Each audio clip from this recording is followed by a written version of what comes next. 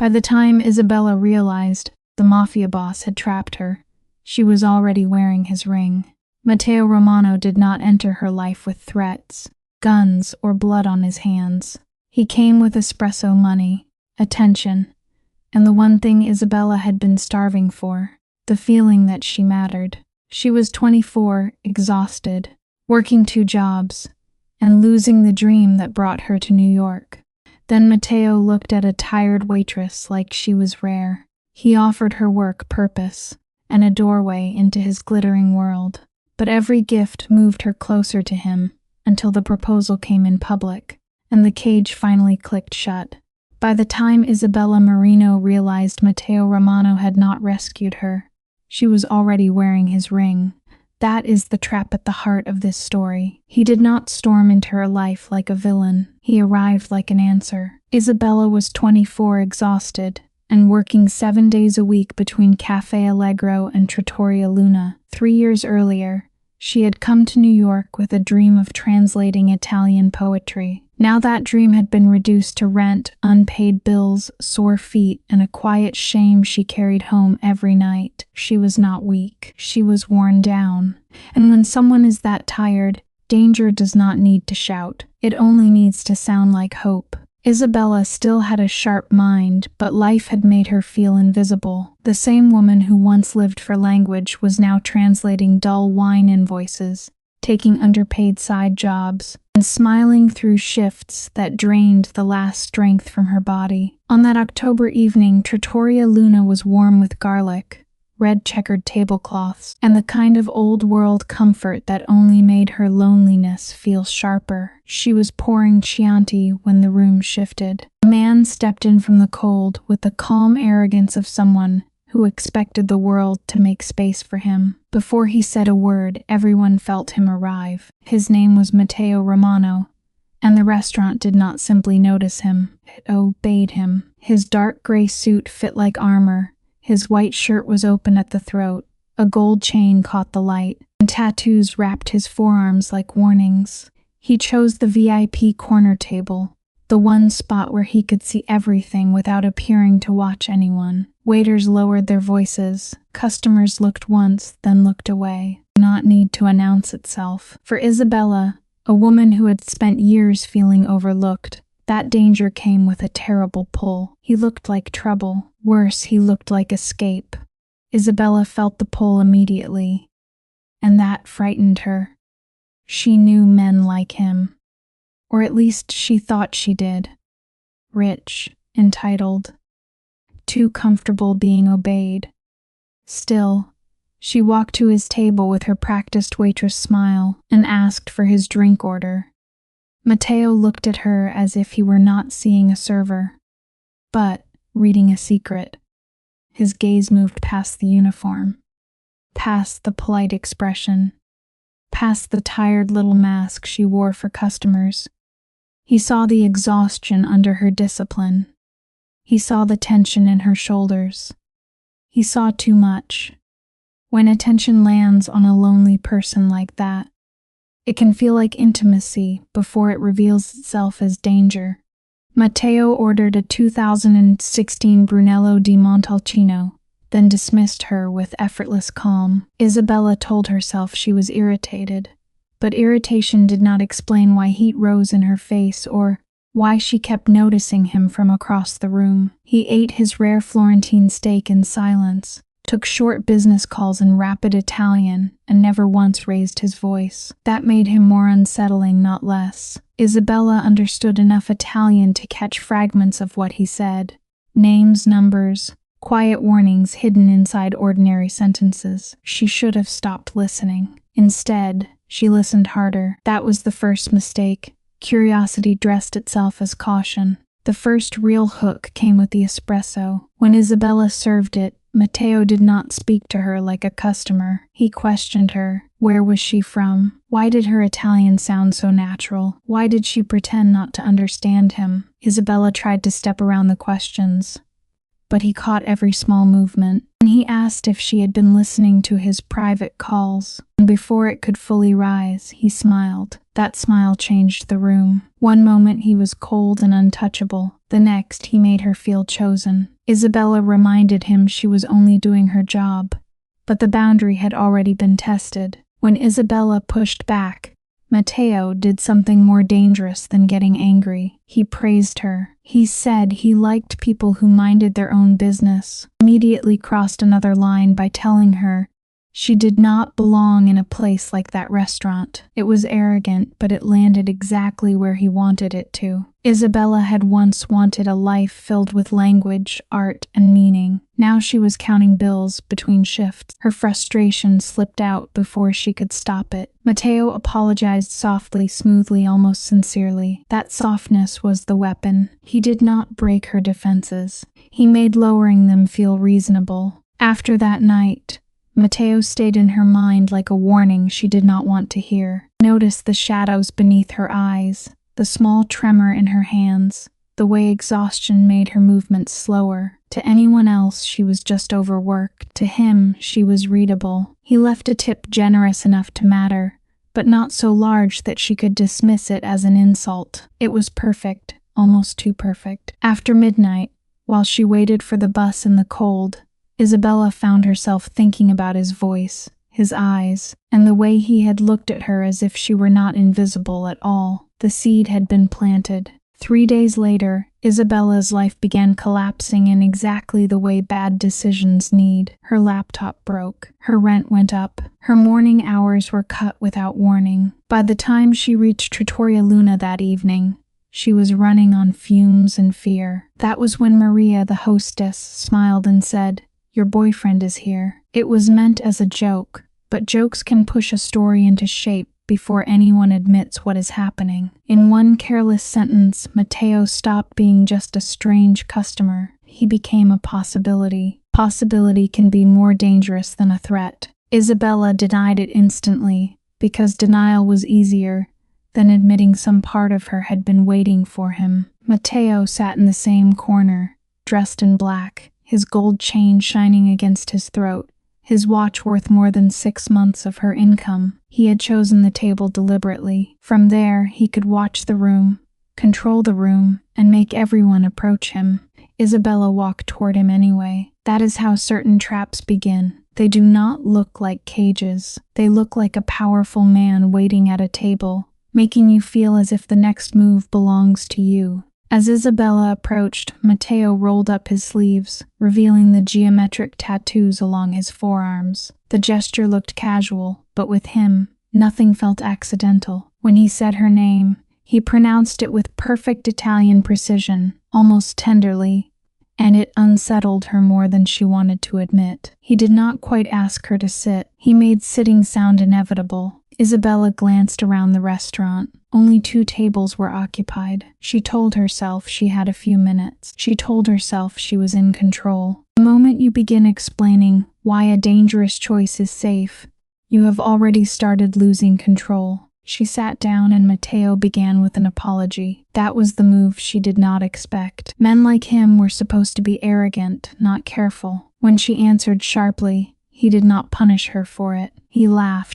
cruelly, but with real pleasure, as if her anger entertained him. That disarmed her more than kindness would have. By rewarding her resistance, he made her feel different from everyone else. He made her feel as if her fire was not a flaw, but something rare. Dangerous bonds often begin this way, not with fear, but with the intoxicating belief that someone finally sees your strongest part. Then Matteo turned suspicion into a game. He said she made him work for forgiveness. When she tried to leave, he stopped her with one raised hand, never touching her, yet holding the moment in place. Then he offered the bait, a business proposal. He knew about her financial pressure. He knew about her education. He knew enough about her dream to design an offer around the part of her that still wanted to believe she was meant for more. A predator does not always chase. Sometimes he opens the exact door his target is starving to walk through. This was the golden cage, and Isabella almost missed the bars.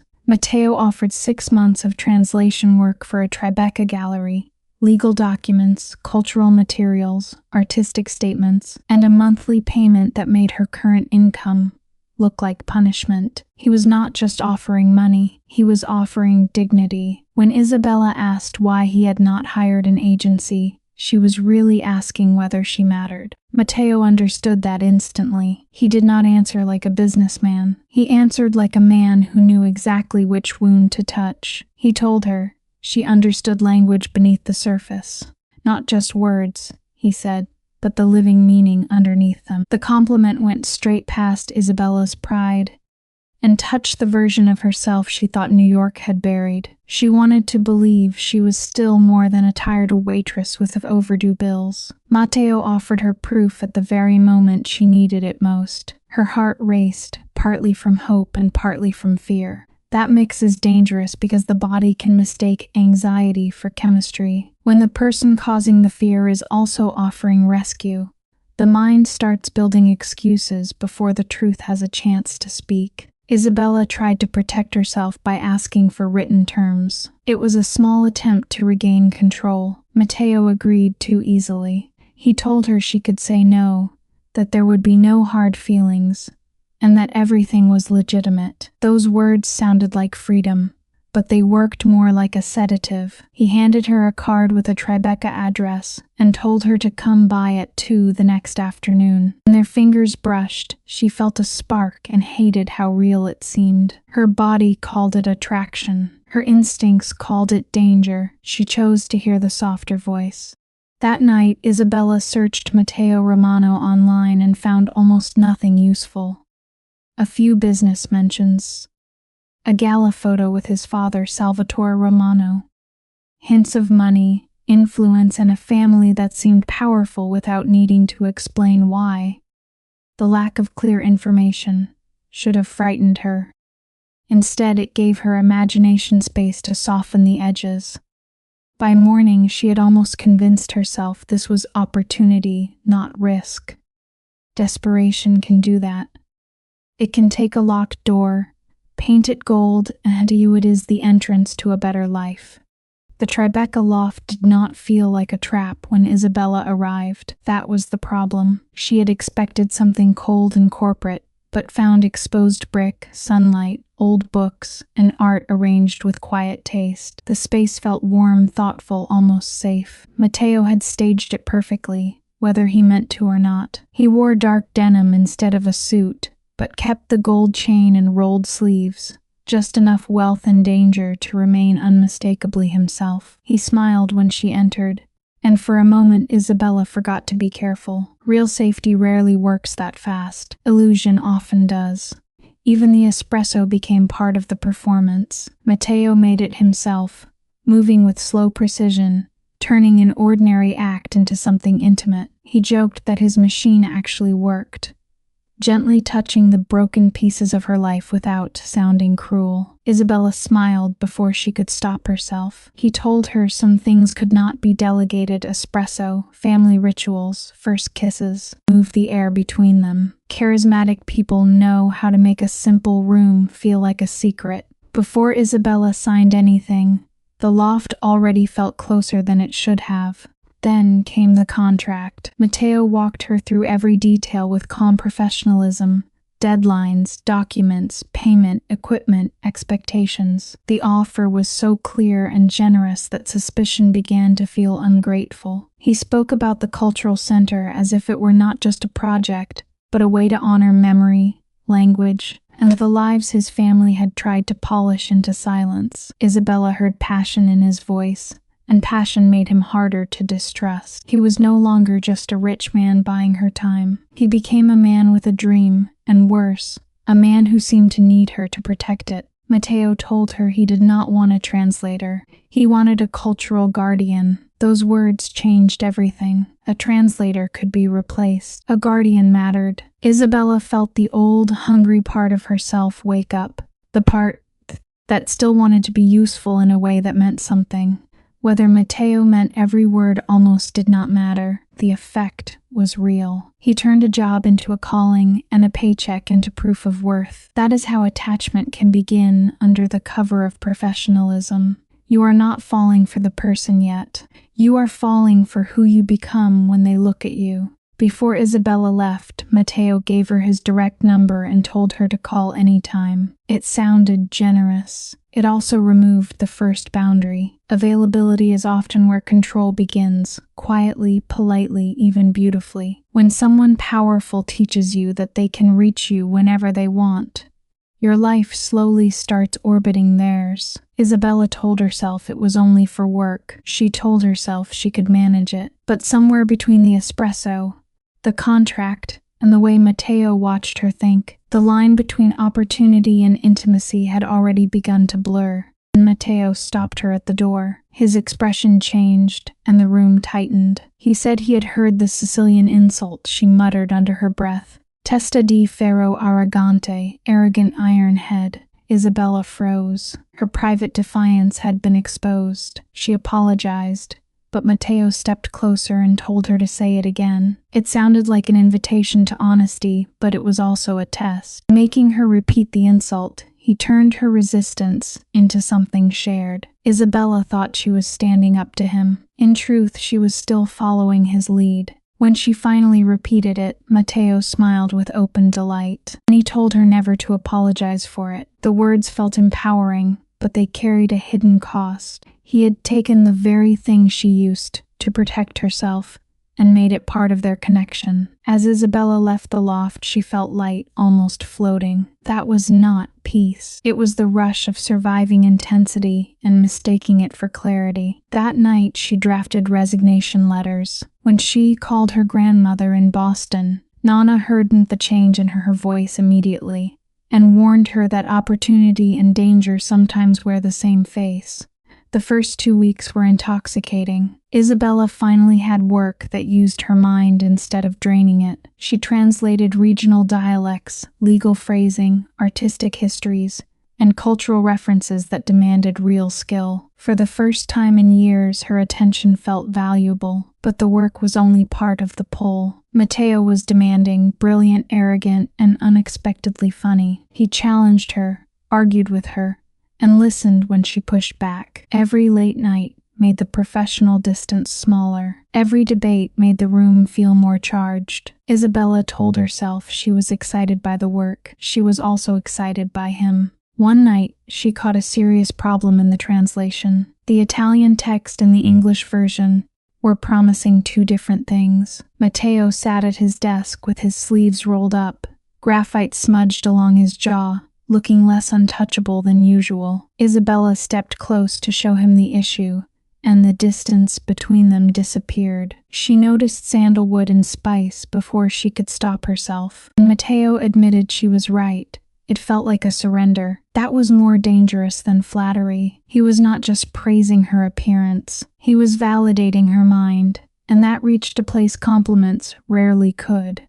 Then Matteo asked what he actually wanted to say. The question pulled Isabella deeper than any touch could have. She told him his project was not a museum, but a bridge, a living conversation between the old world and the new. Matteo listened as if she had translated something hidden inside him. She said that was how he spoke when he thought no one was listening. Only after the words left her mouth did she realize what she had revealed. She had been watching him closely, too closely. In that moment, the work stopped being only work. It became emotional evidence.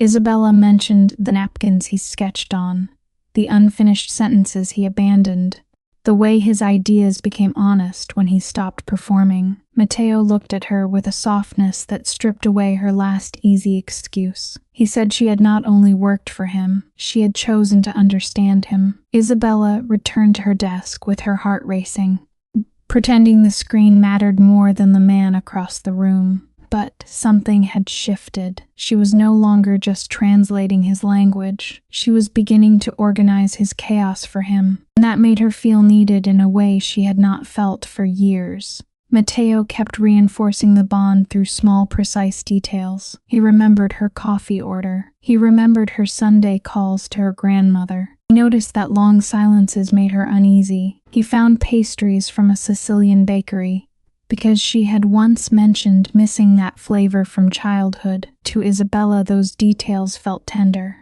They may even have been tender. But tenderness can still become a leash. When someone mirrors your needs too perfectly, it becomes easy to believe you are finally being loved, even when part of you is being studied. At the 3-week mark, Matteo invited Isabella to a boutique hotel in Soho for a professional event tied to the cultural center. She bought a black dress she could barely afford and told herself it was necessary for work. The truth was harder to admit. She wanted to look someone who belonged in his world. When she arrived, Matteo stopped speaking for a moment. His silence landed harder than a compliment. Then he said the dress would make it difficult to concentrate. Isabella laughed it off, but her pulse betrayed her. In between presentations and seduction had almost disappeared. In the event, Isabella retreated into the one place she still trusted, language. Translation gave her a role, a reason to stand there, something to hold. But she kept watching Matteo. When an Italian minister challenged him in Sicilian dialect, questioning whether a Romano had any right to speak for tradition, Isabella prepared to step in. Matteo did not need her to. He answered in flawless Italian, arguing that tradition was not a relic but a living conversation. The room listened. Isabella felt pride hit her like heat. His success began to feel like hers. Afterward, Isabella tried to create distance by saying he had not needed her translation. "I needed you here anyway. You make me better." That sentence landed exactly where it was meant to land. It made her feel unique, not as an employee, but as the missing piece in his transformation. Later on the rooftop terrace, the city spread beneath them, bright and unreal. The crowd was behind them. The night was warm. The setting did half the work for him. Sometimes the most dangerous confessions happen when everything around you already feels like a movie. On the narrow terrace, Matteo moved closer and asked her to let him speak before she answered. He admitted the power imbalance. He admitted his behavior was inappropriate. He admitted he stayed late, brought coffee, and found excuses to be near her because he wanted to. He made it harder for Isabella to name it as danger. He promised her job was safe no matter what she said. It sounded noble, but power does not disappear because a powerful man admits it exists. Isabella knew that. She still did not step away. She told him to stop, but the word came out weak, almost like a final attempt to protect the part of herself that still knew better. Matteo spoke about her struggle, the rent, the exhaustion, the way she kept going when life gave her almost nothing back. He made her survival sound beautiful. That was dangerous. When powerful people romanticize your pain, they can make being wounded feel like destiny. Isabella remembered every coffee, every pastry, every careful detail. Her mind rearranged them as proof of care. Not tell him to stop. The trap closed softly. The kiss felt like relief, and that was the tragedy. Isabella mistook surrender for freedom because loneliness had made restraint feel unbearable. Matteo pulled her close, as if he had been waiting for permission to erase the distance between them. For a moment, everything seemed clear. The city lights, the warm prosecco, the heat of his hands, the feeling of being wanted without having to explain herself. But real safety does not ask you to abandon your boundaries to feel chosen. That night gave Isabella what she craved most, and that is why it was so hard to question. After that, their lives entered a dangerous middle ground. By day, they performed professionalism. By night, the boundaries dissolved. Work sessions became arguments. Arguments became confessions, and confessions became a kind of dependence neither of them wanted to name. Matteo showed Isabella his fears, and she mistook access for trust. Isabella gave him understanding, and he began to rely on it like oxygen. They told themselves this was love unfolding naturally. Maybe part of it was. But love built on blurred lines does not become safe just because it feels intense. Matteo carried the Romano legacy like a bruise under expensive clothing. His father, Salvatore, had built an empire on obedience, silence, and control. In that world, loyalty meant usefulness, and affection came with conditions. Matteo hated that world, but he had been shaped by it. His cultural center was rebellion, but it was also a plea to become something cleaner than what he had inherited. Isabella saw the wound, and wanted to believe loving it would help heal it. That is a common mistake. You cannot love someone hard enough to erase the family script they refuse to face. Then Salvatore Romano walked into the loft, and the air changed. He did not need to shout to take control, though he shouted anyway. Isabella froze as father and son clashed behind glass walls, their argument sharp with old injuries. Matteo defended the project, but what he was really defending was his right to exist outside his father's shadow. Salvatore demanded obedience in the name of family. Matteo demanded a life of his own. This was not just a business fight. It was ownership disguised as concern, and Isabella was watching the roots of Matteo's control in real time. When Salvatore's eyes moved to Isabella, she felt measured. Matteo called her his partner, but Salvatore treated the word like a weakness. Isabella explained her role carefully: translation, cultural mediation, the bridge between worlds. She defended Matteo's work because she believed in it, and because she wanted to protect him. Salvatore barely listened. To him, people were useful, threatening, or disposable. He wished her luck in a tone that felt like an insult, reminded Matteo of Midtown business, and left the room colder than he had found it. Some people do not have to stay long to leave damage behind. After Salvatore left, Matteo seemed to collapse inward. The powerful man from the restaurant was gone, replaced by someone tired, shaken, and ashamed. Control, more than he needed understanding. Admitted he did not know how to escape that orbit. There it was, the core wound. He was still living inside a script Salvatore had written for him. Isabella told him to stop seeking approval he would never truly receive. It was good advice. It was also a warning she did not yet realize applied to her too. For one evening they escaped into a warm village dinner, candlelight, crowded tables, and the illusion that love could protect them from everything outside the room. But Salvatore's shadow followed them. Isabella understood that Matteo was not only building a cultural center, he was trying to rebuild himself, and somehow she had become part of that reconstruction. The role felt meaningful. It also felt heavy. Being needed can feel like love when you have spent years feeling useless beside someone's healing and becoming the thing they use to avoid doing it alone. 2 weeks later, the project won a major grant from the Italian Ministry of Culture. For Matteo, it was more than funding. It was proof that his vision could live without his father's permission. In the office, with city lights glowing beyond the windows, he looked almost stunned. "We actually did it," he said again and again, as if success needed repetition to become real. Isabella tried to give the credit back to him, but Matteo refused. He said she had not simply translated his words, she had translated his soul. It was beautiful. It was also too much.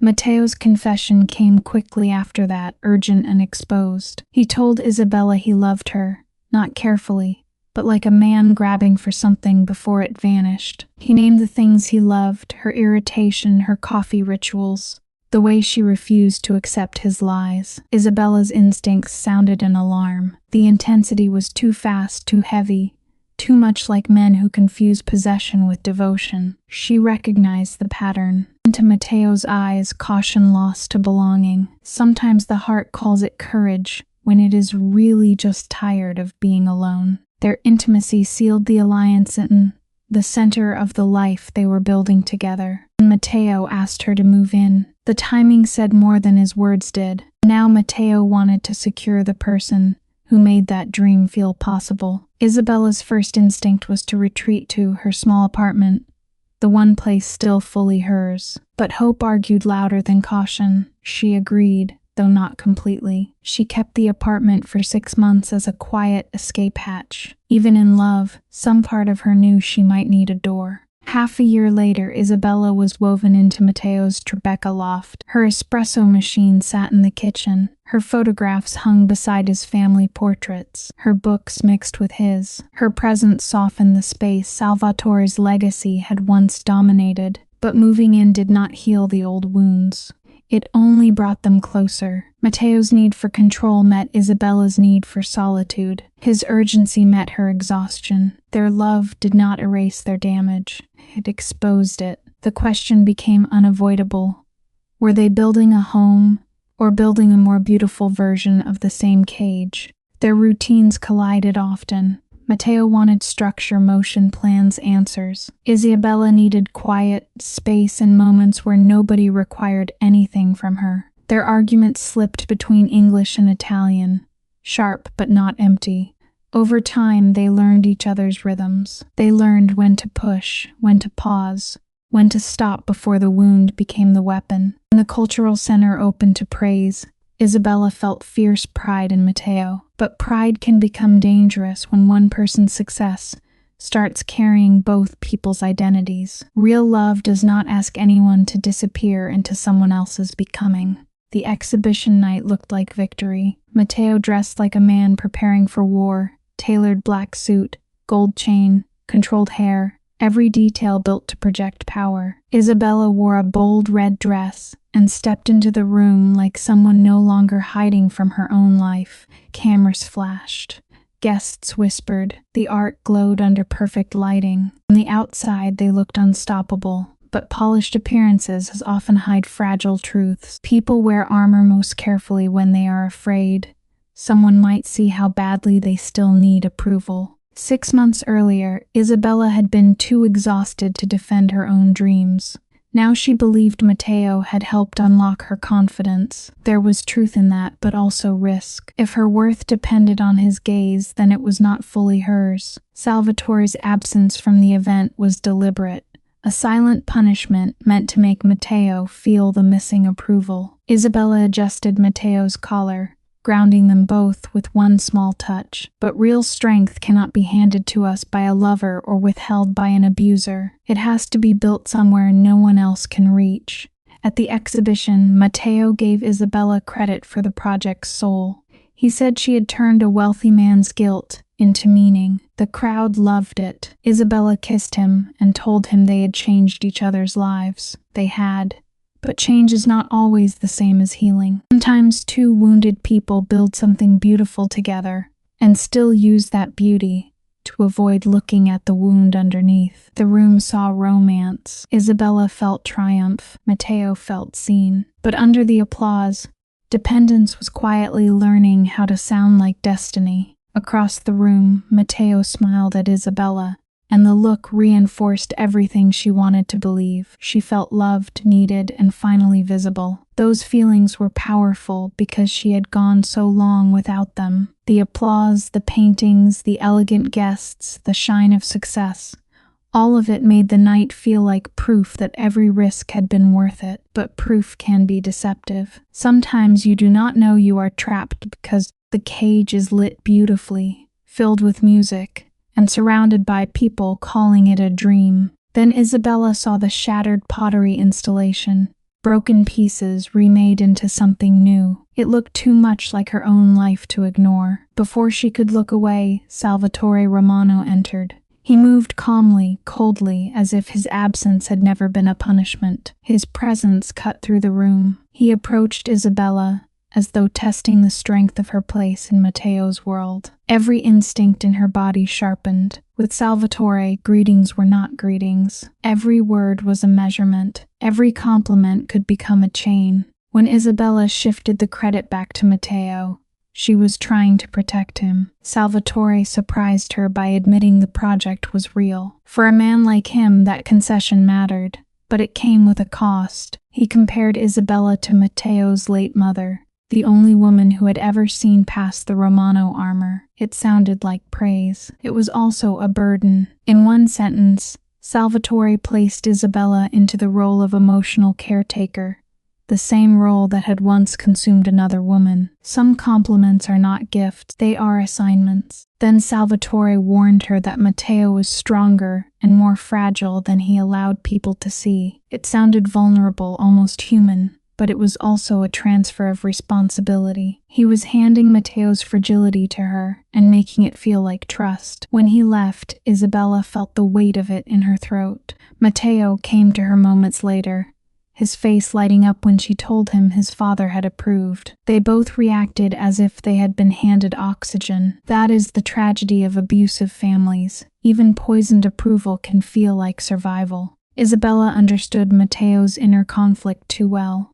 He wanted to honor the past without becoming his father. He wanted to build a future without betraying the family name. He wanted to be free, but still wanted Salvatore to bless the freedom. Matteo admitted that before Isabella, he had lived in isolation, second-guessing his own reality. Now she was his translator partner, and the person who made him feel whole. It sounded romantic. Underneath, dependency tightened its grip. Then, in front of everyone, Matteo dropped to one knee and opened a velvet box. The proposal was beautiful, dramatic, and deeply unfair. In public, refusal became almost impossible. Matteo spoke about the first time Isabella cursed him in Sicilian. He turned her anger into the beginning of his transformation. He said she had taught him how to be brave. By making her his savior, he placed an enormous weight on her shoulders. "Will you marry me and spend the rest of your life arguing with me?" he asked. The room held its breath. Isabella looked down at him, and every defense she had built against the Romano family's gravity began to crumble. Isabella remembered her grandmother's warning about risk and told herself this was courage. She told herself love required a leap. "Yes," she said, her voice shaking. When Matteo slid the ring onto her finger, the applause became another kind of pressure, sealing the choice before she could fully feel its weight. Later, when she admitted the proposal had been too public, Matteo gave an answer honest enough to chill her. He wanted witnesses. He wanted the world to see. Love may want celebration, but possession also loves an audience.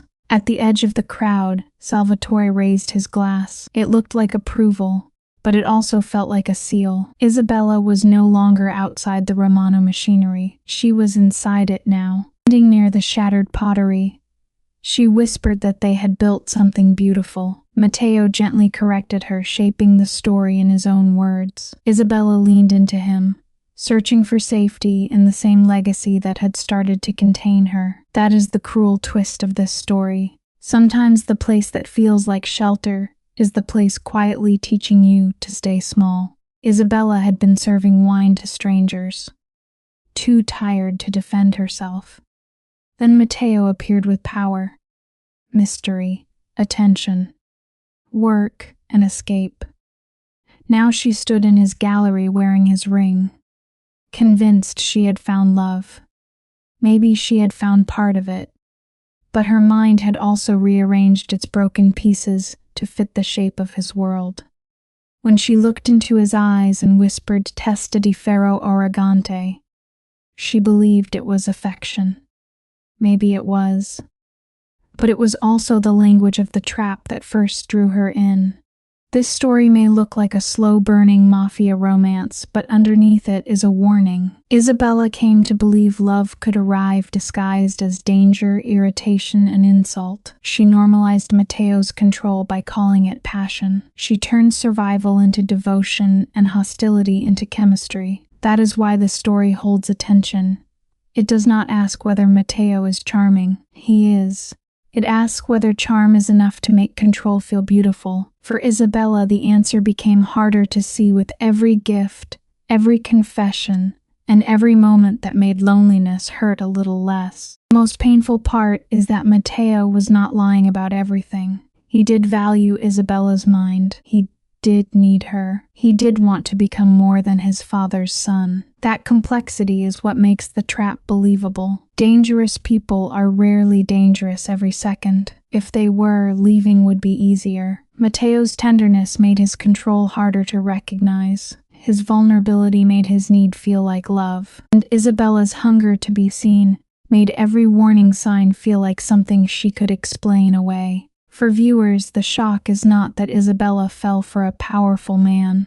The shock is how slowly she was trained to call the cage a home. First came attention, then opportunity, then emotional dependence, then public commitment. Each step felt like a choice, because each step gave her something she desperately needed. That is how manipulation survives in romantic stories. It does not always look like cruelty. Sometimes a phone, Sophia.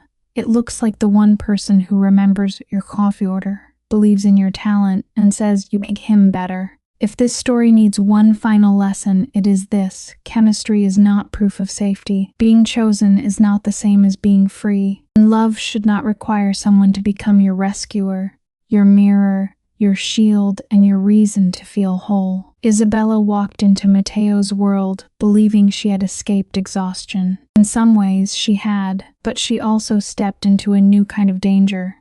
One polished enough to look like destiny. The strongest hook is not the kiss, the money, or the proposal. It is the question every viewer should keep asking: when did love become control? What makes Matteo frightening is not that he looks dangerous. It is that he also looks wounded. He gives Isabella enough tenderness to make her doubt her fear, enough honesty to make her excuse his control, and enough need to make leaving feel cruel. That is why the story works for a long-form audience. Viewers are not only watching a romance, they are watching a woman slowly negotiate with every warning sign, because each one arrives wrapped in something she has been starving for. Isabella's tragedy is not stupidity, it is exhaustion. She had spent years making herself smaller just to survive.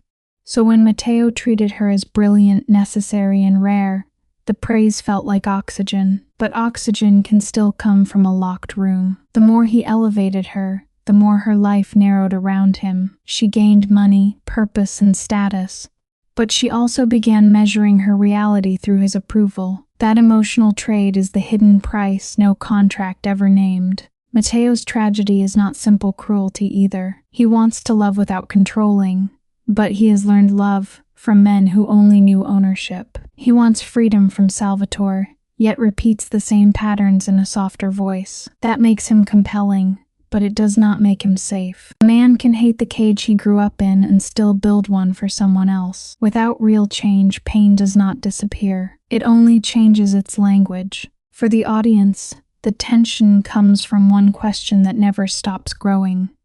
Will Isabella recognize the trap before she mistakes it for marriage? Every scene pushes her closer to the answer.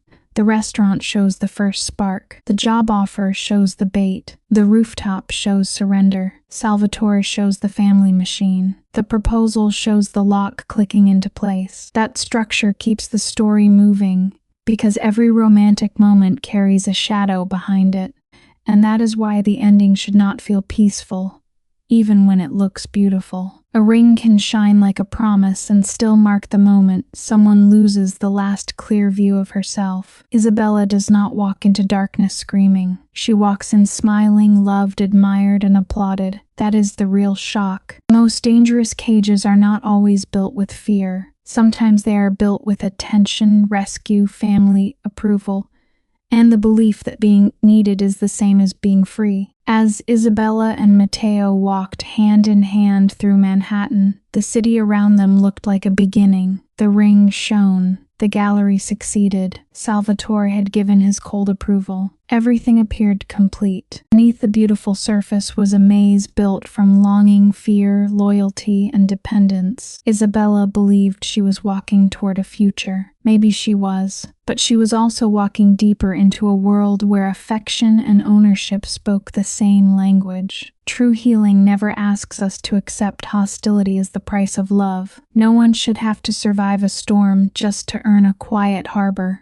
Every mafia boss story is not only about power, money, revenge, or fear. Beneath the violence and darkness, there is often a painful human lesson about choices, consequences, loyalty, family, and the price of ambition. This story reminds us that no matter how powerful a person becomes, no one can escape the truth forever. Hundreds of people, and make others tremble at the sound of his name.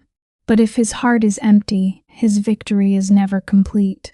The mafia boss in this story represents a man who built his life on control. He believed that fear was stronger than love, that silence was safer than honesty, and that power could protect him from pain. For years, he may have won every battle in the streets, in business, and among his enemies.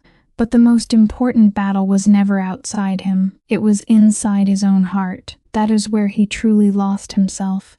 One of the most meaningful lessons from this story is that power without morality becomes a prison. Many people dream of becoming rich, respected, or feared. They think success means having control over others. But real success is not measured by how many people obey you. It is measured by how many lives you protect, how much peace you create, and how much good remains after you are gone. The mafia boss had money, influence, and protection, but he did not have peace. His life shows us that a person can be surrounded by luxury and still feel completely alone.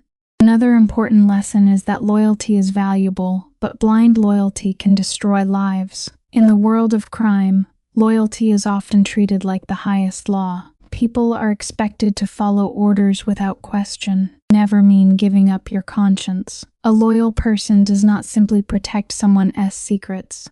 A loyal person also has the courage to stop someone from destroying themselves. This story teaches us that loyalty without honesty is dangerous. Real loyalty should be connected to truth, respect, and moral responsibility. The story also shows the heavy cost of revenge. Revenge often feels powerful in the beginning. It gives a person the illusion that pain can be answered with pain, but revenge rarely heals anything. Instead, it creates a chain of suffering that keeps growing. One act of revenge leads to another. One betrayal leads to another. In the end, everyone loses something. The mafia boss may have believed that revenge would restore his honor, but what it truly did was steal his humanity piece by piece. This is a powerful reminder that forgiveness is not weakness. Sometimes, forgiveness is the strongest decision a person can make because it breaks the cycle of hatred. Family is another central lesson in this kind of story. Many mafia bosses claim they do everything for family. They say they commit crimes to protect the people they love. But protection without honesty can become another form of harm. A family does not only need money or security. A family needs trust, emotional safety, and love that is not poisoned by fear. If a father, husband, brother, or son becomes powerful but loses the ability to show tenderness, then his family may live in a beautiful house, but still feel trapped inside it. This story reminds us that children and loved ones often pay the price for the choices of powerful men. The mafia boss may think his decisions only affect his enemies, but every secret, every violent act, and every betrayal leaves a shadow over the innocent people around him. That is why one of the strongest educational messages is this: before making a decision, we must ask ourselves who will suffer because of it. A selfish choice may bring temporary success, but it can create long-term pain for the people we love most. Another meaningful point is the danger of pride. Pride can make a person refuse to apologize, refuse to change, and refuse to admit they are wrong. The mafia boss may have spent years believing that saying sorry would make him look weak, but in reality, the ability to apologize is a sign of strength. It takes courage to face the damage we have caused. It takes maturity to admit that we hurt someone, and it takes true character to change before it is too late. The story also teaches that redemption is possible, but it always requires sacrifice. A person cannot simply say they have changed. They must prove it through action. Redemption means accepting responsibility, protecting the innocent, telling the truth, and sometimes losing everything that was built on lies. For a mafia boss, redemption may mean walking away from power, exposing corruption, saving someone he once endangered, or choosing love over control. The path to redemption is painful because it forces a person to confront the worst parts of themselves, but it is also the only path that can lead to peace. From a human perspective, this story is powerful because it shows that even the hardest heart can still feel pain. Behind the cold eyes of a mafia boss, there may be regret, loneliness, childhood wounds, or a deep fear of being betrayed. This does not excuse his actions, but it helps us understand that broken people often break others when they never learn how to heal. The educational value here is important. Pain should not become an excuse to hurt people. Instead, pain should become a reason to grow, to seek wisdom, and to choose a better path. For viewers, the lesson is not to admire the criminal lifestyle, but to understand its emptiness. The suits, cars, mansions, and power may look attractive from the outside, but behind them there is often fear, guilt and loss. A life built on violence can never bring true happiness. A life built on lies can never bring true freedom. And a life built on fear can never create real love. In the end, the story of a mafia boss is really a warning.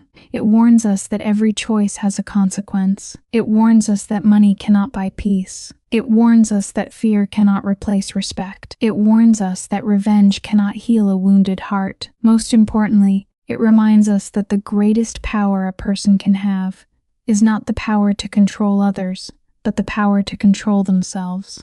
The deepest lesson is simple but meaningful. Choose character over pride, love over control, truth over silence, and forgiveness over revenge. No matter how dark a person's past may be, change is possible when they are willing to face the truth. But the longer someone waits, the higher the price becomes. A mafia boss may win the streets, defeat his enemies, and build an empire, but if he loses his soul, he has lost everything. True strength is not found in violence. True strength is found in responsibility, compassion, humility, and the courage to become better before it is too late.